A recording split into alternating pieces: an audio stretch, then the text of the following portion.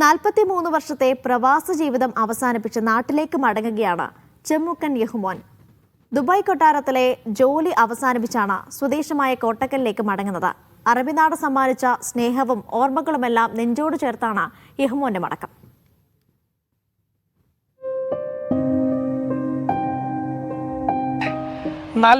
വർഷത്തെ പ്രവാസം അവസാനിപ്പിച്ച് തിരിച്ച് നാട്ടിലേക്ക് കൊട്ടാരത്തിലെ ജോലി അവസാനിപ്പിച്ചാണ് തിരിച്ച് കോട്ടക്കലിലേക്ക് പോകുന്നത്.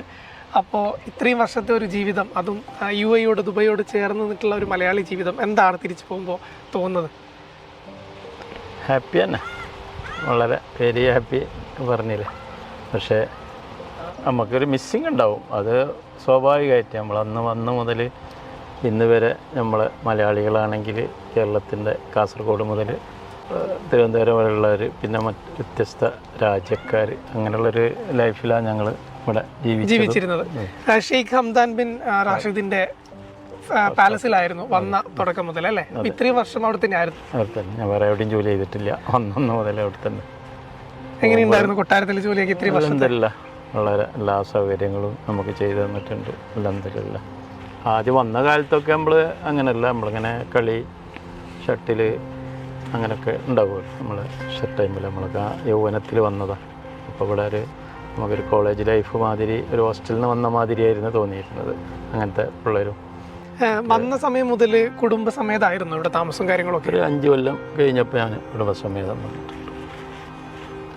പിന്നെ തിരിച്ചു പോകുന്നതും ഫാമിലിയോടൊപ്പം പോവാം. ഇവിടെ ഒരാളിവിടെ ബാക്കി വെച്ചിട്ടുണ്ട്, പിന്നെ ഒരാൾ ഇവിടെ മരണപ്പെട്ടല്ല, അതുകൊണ്ട് നമുക്ക് മറക്കാൻ കഴിയില്ല. അവർ ഇവിടെ തന്നെയാണ് മറയത്. സ്ഥലം മകൾ ഒക്കെ പെൺകുട്ടികളാണ്.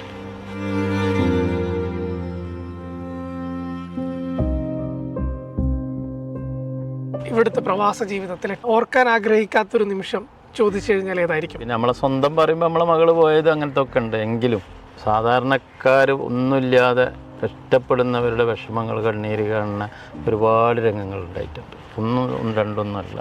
അതൊക്കെ കാണുമ്പോഴാണ് നമ്മൾ ഇതിക്കൊക്കെ വരുന്നതും ഇതിനു വേണ്ടി പ്രവർത്തിക്കാനൊക്കെ തോന്നുന്നതും.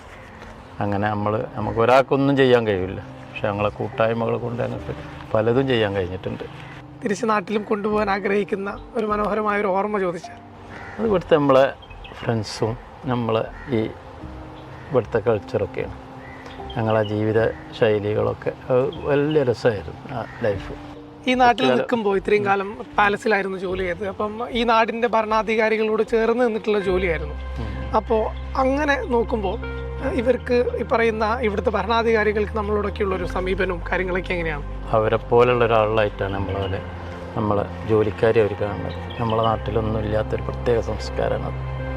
നമ്മളും ഒരു ഒന്നാണ്.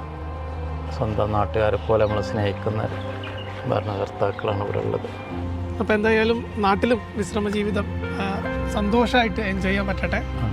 അപ്പോൾ കാര്യങ്ങളൊക്കെ അടിപൊളിയാവട്ടെ. ക്യാമറമാൻ യാസിർ അറഫാത്തിനൊപ്പം അക്ഷയ് പേരാവൂർ, മീഡിയ.